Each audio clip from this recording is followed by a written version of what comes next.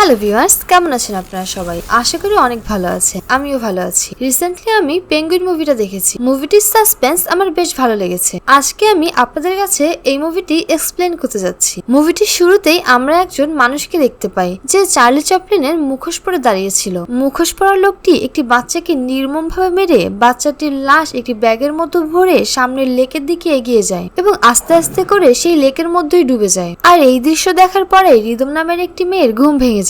আর আমরা জানতে পারি এই সবকিছুই রিদমের দুঃস্বপ্ন ছিল। এরপরে রিদমের ফ্যামিলি মেম্বারের সাথে আমাদের পরিচয় করানো হয়। আমরা জানতে পারি রিদমের হাজবেন্ডের নাম গৌরব এবং ভাবনা এবং অ্যাবি নামের দুজন বেস্ট ফ্রেন্ড আছে এবং সাইরাস নামের পোষা একটি কুকুর আছে এবং রিদম এখন 7 মাসের প্রেগন্যান্ট। রুটিন চেকআপের জন্য সে আজ হসপিটালে আসে এবং হাসপাতালে বসে বসে সে তার জীবনের 6 বছরের আগের কথা মনে করছিল। এইখানে মুভির কাহিনী 6 বছর আগের ফ্ল্যাশব্যাকে চলে যায়। এখন আমরা জানতে পারি 6 বছর আগে রিদমের অজয় নামের একটি ছেলে ছিল এবং রিদম তার ছেলেকে একটি পেঙ্গুইনের গল্প বলছিল। আর এমন সময় সেখানে রিদমের প্রথম স্বামী রঘু চলে আসে। রঘু এসে রিদমকে বলে যে তার বেস্ট ফ্রেন্ড ভাবনার বাবা মারা গিয়েছে। তারা দুইজন মিলে ভাবনার বাড়িতে যায়। রিদম ভাবনার সাথে কথা বলতে থাকে। এমন সময় সেখান থেকে অজয় কোথায় যেন গায়েব হয়ে যায়। ছেলেকে খুঁজে না পাওয়ায় রিদম অনেক ভয় পেয়ে যায়। রঘু আর সবাই মিলে অজয়কে খুঁজতে থাকে এবং ফাইনালি অজয়কে বাড়ির পাশেরই একটি জায়গায় খুঁজে পাওয়া যায়। আর এইখান থেকে কাহিনী আবারও প্রেজেন্টে চলে আসে। মুভির বর্তমান সিনে রিদম হসপিটালে বসে একটি মৌমাছির চাক দেখতে পায়। মৌমাছির চাক আর মৌমাছি দেখে রিদম অনেক ভয় পেয়ে যায়। এমন সময় ভেতর থেকে রিদমের ডাক আসে এবং ডাক্তার রিদমের আল্ট্রাসাউন্ড করে। আল্ট্রাসোনোগ্রাফি করার সময় ডাক্তার রিদমকে বলে যে তার সবকিছু নিয়ে এত ভয় পাওয়ার কারণে তার ইফেক্ট তার বাচ্চার উপরেও পড়তে পারে। ডাক্তার রিদমকে সেই সব জিনিস থেকে দূরে থাকতে বলে যা দেখে রিদমের প্যানিক অ্যাটাক হতে পারে। হসপিটাল থেকে বের হয়ে রিদম রাস্তায় ওয়েস্ট লেক দেখতে পায়। আর এটা দেখার সাথে সাথে রিদম আবারও 6 বছর আগের একটি ফ্ল্যাশব্যাকে চলে যায়। এখানে আমরা দেখতে পাই লেকের কাছেই রিদম তার ছেলে অজয়কে স্কুল থেকে আনার জন্য যায়। সেখানে অজয়ের ক্লাসমেট রিদমকে বলে যে কিছু সময় আগে একজন মাস্ক পরা মানুষ এসে অজয়কে তার সাথে নিয়ে যায়। রিদম এটা শুনে ঘাবড়ে যায় এবং পুলিশকে ফোন করে। এরপরে ঘটনাস্থানে পুলিশ এসে অনেক খোঁজাখুঁজি করার পর জঙ্গলের এক জায়গায় একটা বুফে পায়। বুকেটার ভেতরে অনেকখানি নাড়িভুড়ি ভরা ছিল এবং তার উপরে মাছি ভনভন করছিল এবং বুকেটার উপরে লেখা ছিল RIP অর্থাৎ রেস্ট ইন পেস। আর এইসব দেখে রিদম শকড হয়ে যায় এবং অজ্ঞান হয়ে পড়ে যায়। আর তখন থেকে রিদমের মাছিতে অ্যালার্জি হওয়া শুরু হয়ে যায়। অজয়কে খোঁজার ভেতর থেকেই 1 বছর সময় কেটে যায়। পুলিশ এবং রিদম একভাবেই অজয়কে খুঁজতে থাকে।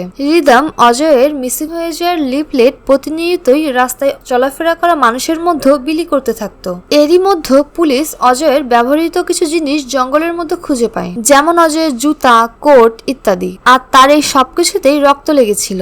আর এর মাধ্যমে ইন্সপেক্টর জানায় যে অজয় আর এই পৃথিবীতে নেই। আর এই কথা জানার পর থেকে রিদম ডিপ্রেশনে চলে যায়। আর এইখান থেকেই মুভির কাহিনী আবার বর্তমানে ফিরে আসে। আমরা রিদমকে এখন আবার সেই লেকের সামনেই দাঁড়ানো অবস্থায় দেখি। এইখানে আমরা জানতে পারি যে রিদম প্রতি বছর এই সময় এই লেকের সামনে এই জন্য আসে যে সে আশা করে তার ছেলে অজয় আবারও তার কাছে ফিরে আসবে। আর তখনই রিদম সেইখানে একজন আহত মানুষকে পড়ে থাকা অবস্থায় দেখতে পায়। আহত লোকটি রিদমকে দেখেই বিড়বিড় করে কি যেন বলতে থাকে। লোকটা রিদমকে দেখে বলতে থাকে যে সে আবারও ফিরে এসেছে, আমি তার মুখ দেখে ফেলেছি, আমি তাকে সেই বাচ্চাটাকে কিডন্যাপ করতে দেখে ফেলেছিলাম। আহত লোকটা এইসব কথা বলছিল এমন সময় রিদম দেখতে পায় দূর থেকে সেই মাস্ক পরা লোকটি আসছে। মাস্ক পরা লোকটি মাথায় একটি ছাতি এবং হাতে একটি লাঠি নিয়ে তাদের দিকে এগিয়ে আসছে। এই সময় আহত লোকটি রিদমকে তার একটি ফোন দিয়ে বলে যে এই ফোনটির ভিতরে ওই মাস্ক পরা লোকটির আসল আইডেন্টিটি আছে, এটা নিয়ে এখান থেকে পালিয়ে যাও। রিদম সাথে সাথে সেখান থেকে ফোনটা নিয়ে পালিয়ে যায়।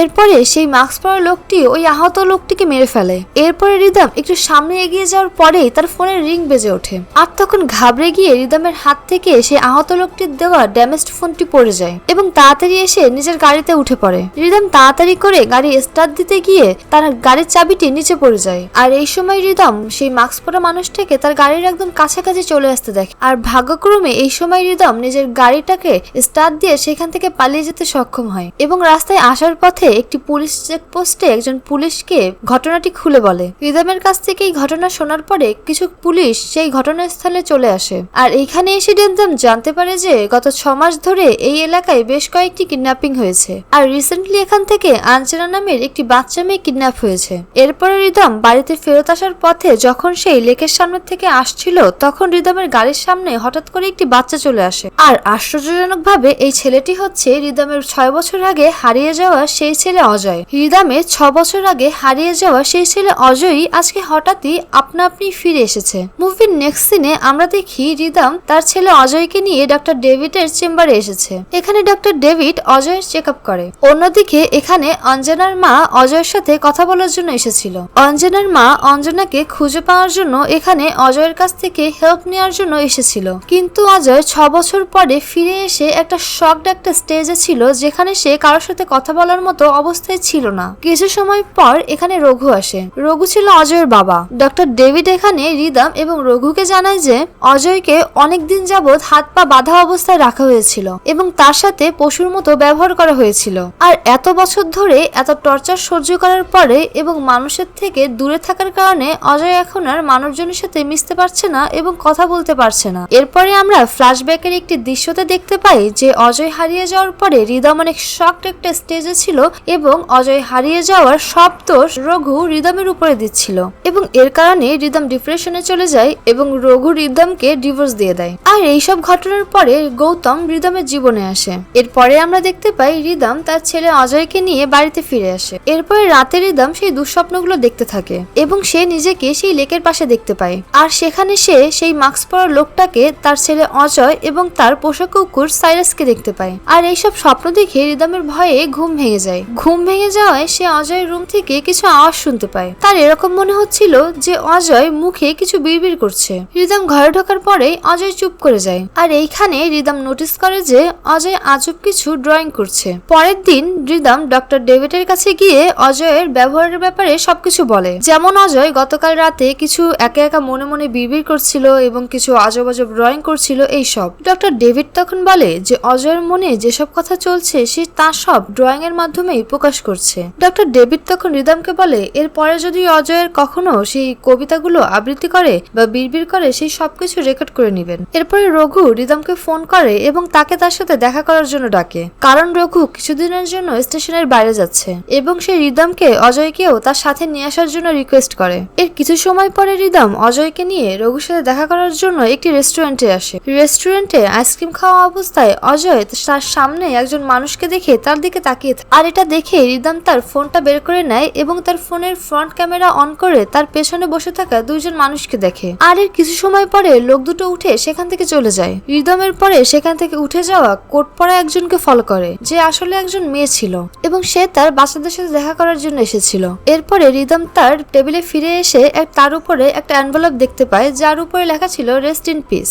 এটা দেখে রিদম সাথে সাথে বাইরে চলে যায় এবং অন্য কোট পরা লোকটিকে খুঁজতে থাকে। আর সে দেখতে পায় যে সেই কোট পরা মানুষটি অন্য কেউ নয়, সেই চার্লি চ্যাপলিন মাস্ক পরা মানুষটিই ছিল। রিদম ওই লোকটাকে ফলো করতে যাবে, ঠিক এমন সময় সেখানে রঘু চলে আসে এবং সে এসে বলে যে অজয় তার হাত ছেড়ে পালিয়ে যায়। রিদম সাথে সাথে তার পোষা কুকুর সাইরাসকে ডাকে এবং তাকে অজয়কে ফলো করার জন্য বলে। সাইরাস একটা দিকে দৌড়াতে থাকে এবং রঘুও সাইরাসের পেছন পেছন যেতে থাকে। রঘু সাইরাসের পেছন করতে করতে একটি জনশূন্য রাস্তায় চলে আসে এবং সে অজয়কে সেই জনশূন্য রাস্তার মাঝখানে দাঁড়িয়ে থাকতে দেখতে পায়। এরপরে রিদম সেই এনভেলপটা ওপেন করে এবং তার ভেতরে সে গৌতমের বেশ কিছু ছবি দেখতে পায়। আর ছবিগুলোতে গৌতমকে একটি অচেনা মেয়ের সাথে দেখা যায় এবং যেটা দেখে রঘু তার উপরে সন্দেহ করে, কিন্তু রিদম এখানে ইনশিওর করে যে গৌতম এরকম মানুষই নয়। এরপরে আমরা দেখতে পাই রঘু অজয়কে নিয়ে সেই জায়গায় চলে আসে যেখানে রিদম অজয়কে খুঁজে পেয়েছিল। আর সেই রাস্তা থেকে কিছু আগে যাওয়ার পরে অজয় আর সামনের দিকে যেতে চায় না, আর অজয় সামনের দিকে আর যেতে চাচ্ছে না দেখে রঘু এটা বলে যে অজয় নিশ্চয়ই কাউকে ভয় পেয়ে আর সামনের দিকে এগোতে চাচ্ছে না। অজয়ের সামনের দিকে না যাওয়ার ব্যাপারে রঘু এবং রিদম কথা বলছিল, এমন সময় তারা দেখতে পায় অজয় ড্রাইভারের হাতে একটি স্ক্রুড্রাইভার দিয়ে আঘাত করে। এটা দেখে রঘু অজয়কে রাগ করে তার হাতের থেকে স্ক্রুড্রাইভারটা নিয়ে নেয়। আর ঠিক এমন সময় সেখানে অনেকগুলো পতঙ্গ চলে আসে, যা দেখে রিদম ভয় পেয়ে অজ্ঞান হয়ে যায় এবং অজ্ঞান অবস্থায় রিদম সেই দুঃস্বপ্নটা দেখতে পায় যেখানে সে সেই মাস্ক পরা লোকটিকে দেখতে পেয়েছিল। যখন রিদমের চোখ খুলে তখন সে নিজেকে নিজের নিজের বাড়িতে নিরাপদ অবস্থায় দেখতে পায়। রঘু তাকে এখানে নিয়ে এসেছিল। আর সেই রাতেই অজয় একটি গ্লাসের টুকরো নিয়ে রিদমকে মারার জন্য আসে, কিন্তু এটা রিদমের শুধু একটা দুঃস্বপ্নই ছিল। তার ঘুম ভেঙে যায় এবং সে আবারও অজয়ের রুম থেকে কিছু শব্দ শুনতে পায়। সে অজয়ের রুমে এসে দেখতে পায় যে অজয় একভাবে টিভির দিকে তাকিয়ে আছে, কিন্তু টিভি তখন অন ছিল না। কিন্তু একটু পরেই রিদম দেখতে পায় যে জানলার কাছে সেই মাস্ক পরা লোকটি দাঁড়িয়ে আছে এবং ওই মাস্ক পরা লোকটির রিফ্লেকশনে টিভিতে দেখা যাচ্ছিল। আর এই কারণে অজয় টিভির দিকে এইভাবে একভাবে তাকিয়েছিল। এরকম সিচুয়েশন দেখে রিদম রুমের ভেতরেই লুকিয়ে পড়ে। ওই মাস্ক পরা লোকটি তখন রুমের ভেতরে এন্টার করে এবং অজয়ের সাথে ইশারায় কিছু কথা বলে। আর সুযোগ পেয়ে রিদম ওই মানুষটার উপরে অ্যাটাক করে। আর এর মধ্যেই সেই লোকটির মাস্কটি খুলে পড়ে যায়, কিন্তু লোকটি তাড়াতাড়ি সেখান থেকে পালিয়ে যায়, যার কারণে রিদম ওই লোকটার মুখ দেখতে পায় না।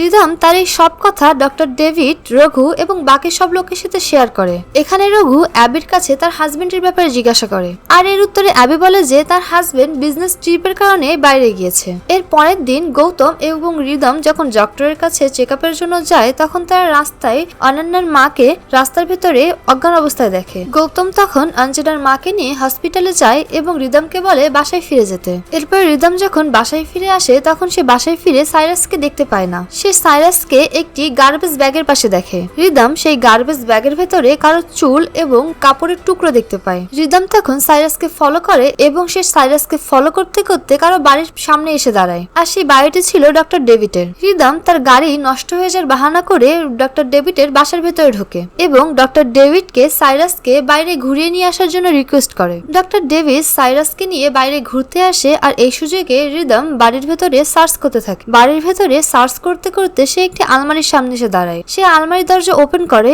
এবং আলমারির দরজা ওপেন করে দেখতে পায় যে এটি কোনো আলমারি নয়, বরং একটি সিক্রেট দরজা ছিল। আলমারিটার পেছনে একটি লুকানো ঘর ছিল। আর সেই ঘরের ভেতরে ঢুকে রিদম একটি লাশ দেখতে পায়, আর সেই লাশটি ছিল সেই মানুষটার যে মানুষটাকে রিদম আহত অবস্থায় সেই লেকের পাশে দেখেছিল। আর আশ্চর্যজনক ভাবে রিদম এখানে অঞ্জনাকেও অজ্ঞান অবস্থায় দেখতে পায়। আর এমন সময় সেখানে ডক্টর ডেভিড চলে আসে। রিদম আর ডেভিডের মধ্যে তখন হাতাপাই শুরু হয়ে যায়, আর কোনোভাবে রিদম ডক্টর ডেভিডকে তখন বেঁধে ফেলে। আর এরপরে রিদম পুলিশকে ফোন করে এবং পুলিশ এসে ডক্টর ডেভিডকে অ্যারেস্ট করে নেয়। এরপরে পুলিশের জিজ্ঞাসাবাদে ডক্টর ডেভিড বলে যে সে আজ পর্যন্ত বেশ কয়েকজন বাচ্চাকে কিডন্যাপ করেছে এবং সে বাচ্চাদের কিডন্যাপ করে বাচ্চাদের অর্গানগুলো বের করে সেগুলোকে বিক্রি করত এবং বাকি লাশটাকে টুকরো টুকরো করে তা অ্যাসিডের মাধ্যমে নষ্ট করে ফেলতো। কিন্তু ডক্টর ডেভিড জানায় যে সে রিদমের ছেলে অজয়কে কিডন্যাপ করেছিল না। অজয় কিডন্যাপিং এর ব্যাপারে সে কিছুই জানে না। এরপরে রিদম যখন হসপিটালে ফেরত যায়, সেখানে গিয়ে সে গৌতমকে আহত অবস্থায় দেখতে পায়। গৌতম রিদমকে জানায় যে তার উপরে একজন মাস্ক পরা মানুষ অ্যাটাক করেছিল, আর সেই মানুষটা কোনো পুরুষ নয়, বরঞ্চ একজন মহিলা ছিল। আর এই শুনে রিদমের মনে পড়ে যে ডক্টর ডেভিড কাস্টাডিতে বসে তাকে বলেছিল যে তার ছেলেকে কিডন্যাপ করার পেছনে আসল কালপিট তার কাছেরই কোনো মানুষ ছিল। আর তার মনে পড়ে যে অজয়ের ড্রয়িং এ সেই মুখোশ পরা লোকটির বাম হাতে তার অস্ত্রগুলো ধরা ছিল, যার মানে সেই মুখোশ পরা মানুষটি লেফটে ছিল। আর এই সব ক্লুগুলো একজন মানুষের উপরই ইশারা করছিল যে আর কেউই নয়, বরঞ্চ রিদমের বেস্ট ফ্রেন্ড ভাবনা ছিল। রিদমের ডক্টর ডেভিডের কথা এবং অজয়ের ড্রয়িং এবং বাকি সব কথা মনে করে তার এটাই মনে হচ্ছিল যে তার এই সব ঘটনার পেছনে আসল কালপিট তার বেস্ট ফ্রেন্ড ভাবনাই ছিল। আর এরপরে রিদম এখান থেকে ভাবনার বাড়িতে যায়, আর ভাবনা তখন অলরেডি আবার অজয়কে কিডন্যাপ করে ফেলেছিল এবং রিদম সেখানে যাওয়ার পরে রিদমকে সে একটি ড্রিঙ্ক দিয়ে সেটাকে খেয়ে ফেলতে বলে। ভাবনা রিদমকে বলে যে রিদমের ড্রিঙ্কটা খাওয়ার পরেই সে রিদমকে অজয় কোথায় আছে সেটা বলবে। এরপরে রিদম কোনো কিছু চিন্তা ভাবনা না করেই সেই ড্রিঙ্কটা খেয়ে ফেলে। এরপরে ভাবনা নিজের আসল কথা বলা শুরু করে। এখান থেকে আমাদের একটি ফ্ল্যাশব্যাক দেখানো হয়। এখানে আমরা দেখতে পাই যে ছোটবেলা থেকেই ভাবনার বাবা মা ভাবনার সাথে রিদমের তুলনা করত। তারা ভাবনাকে সবসময় রিদমের সাথে তুলনা করে রিদমকে খুব ভালো বলতো, যা বড় হতে হতে ভাবনার মধ্যে একটি জেলাসি তৈরি করে দেয় এবং আস্তে আস্তে তা একটা সাইকোলজিক্যাল অসুখে পরিণত হয়ে যায়। তাছাড়া রঘু ছিল ভাবনার ক্রাশ, যাকে আবার রিদম বিয়ে করে নিয়েছিল। তাই ভাবনা রিদমের উপরে প্রচন্ডভাবে জেলাস হয়ে যায় এবং তার উপর থেকে রিভেঞ্জ নেওয়ার জন্য তার ছেলে অজয়কে কিডন্যাপ করে নেয়। ভাবনা চেয়েছিল রিদমকে কষ্ট দিতে, তার ছেলেকে তার কাছ থেকে কিডন্যাপ করে তার কাছ থেকে দূরে নিয়ে যেতে। একদিন কাতির যখন ভাবনার বাড়িতে গিয়েছিল, তখন সে জানতে পেরে যায় যে ভাবনাই অজয়কে কিডন্যাপ করেছিল। আর এই জন্যই ভাবনা তাকে মেরে ফেলছিল। আর তাদের এই ঝামেলার মধ্যেই অজয় সেদিন সেখান থেকে পালিয়ে গিয়েছিল। আর তখন সাইকো ভাবনা রিদমকে বলে যে তার কাছে মাত্র 1 ঘন্টাই সময় আছে। সে রিদমকে ড্রিঙ্কের মধ্যে বিষ মিশিয়ে দিয়েছিল, যা 1 ঘন্টার মধ্যেই তার প্রতিক্রিয়া দেখানো শুরু করে দেবে। আর এরপরে ভাবনা অজয়ের ঠিকানা তাকে না বলেই নিজেকে শুট করে দেয়। সৌভাগ্যক্রমে তখন সাইরাস অজয়কে খুঁজে বের করে, কিন্তু রিদম অজয়ের কাছে পৌঁছানোর আগেই তার উপরে বিষের প্রতিক্রিয়া শুরু হয়ে যায়। কিন্তু রিদম কোনোভাবে অজয়ের কাছে পৌঁছেই যায়। আর এই সময় অজয় প্রথমবার রিদমকে মা বলে ডাকে। এরপরে অজয় বাইরে চলে আসে এবং সাহায্য খুঁজতে থাকে। এরপর আমরা দেখতে পাই যে রিদমকে হসপিটালে নিয়ে আসা হয় এবং সে এখন সুস্থ আছে। এইখানে আমরা জানতে পারি যে ড্রিঙ্কের ভেতরে পয়জনের পরিমাণ অনেক কম থাকার কারণে রিদম এবং রিদমের পেটের ভেতরে থাকা বাচ্চার কোনোই ক্ষতি হয়নি। অজয় এখন মানুষের সাথে কথা বলা শুরু করে দিয়েছিল আস্তে আস্তে। আর এইখানে আমরা দেখতে পাই যে রিদম হসপিটালে বসে অজয়কে সেই পেঙ্গুইনের গল্পটা বলছিল যেটা সে 6 বছর আগে অজয়কে বলেছিল। আমরা দেখতে পাই যে এইখানে রিদম সেই গল্পের মা পেঙ্গুইনটাকেই রিফ্লেক্ট করছিল। এখানে গৌতম বলে যে যদি কাতির না থাকতো তাহলে বোধহয় আমরা অজয়কে আর ফেরত পেতাম না, এবং সাথে সে এটাও বলে জানি না অ্যাবি এখন কিভাবে তার জীবনটা কাটাবে। এখানে বলে রাখি যে কাথির ছিল অ্যাবির হাজবেন্ড, আর যে অজয়কে বাঁচাতে গিয়ে ভাবনার হাতে মারা গিয়েছিল। এরপরে রিদম বলে যে অ্যাবি একা নয়, তার পেটে তার বাচ্চা রয়েছে এবং সে তার নিজের জীবনে মুভ অন করে নিয়েছে। রিদম আরো বলে যে অ্যাবি তার বাচ্চার জন্য তার সামনের জীবন কাটিয়ে নেওয়ার ইন্সপিরেশন পাবে। তাছাড়া আমরা সবাই অ্যাবির সাথে আছি। তখন গৌতম বলে যে মা ও একজন সন্তানের রিলেশনশিপ অনেক স্পেশাল হয়। এটা শুনে রিদম বলে যে এটা কোনো রিলেশনশিপ নয়, এটা একটা অ্যাটিটিউড। মুভির ফাইনাল সিনে রিদমের বাচ্চা হয়ে যায়। ডক্টর বলে যে রিদম অনেক ভাগ্যবান যে এত ঘটনা ঘটার পরেও তার বাচ্চা সুস্থভাবে পৃথিবীতে এসেছে। তখন গৌতম বলে যে আমার বাচ্চাটাই অনেক লাকি যে তার কাছে এত সাহসী একজন মা আছে, যে মা তার বাচ্চার জন্য কোনো কিছুকেই ভয় পায় না। আর এইখানেই এই মুভিটি শেষ হয়ে যায়। তো ভিউয়ার্স, এইটাই ছিল পেঙ্গুইন মুভির কাহিনী, যেখানে তার সন্তানের প্রতি তার মায়ের ভালোবাসা দেখানো হয়েছে। মুভিতে বোঝানো হয়েছে যে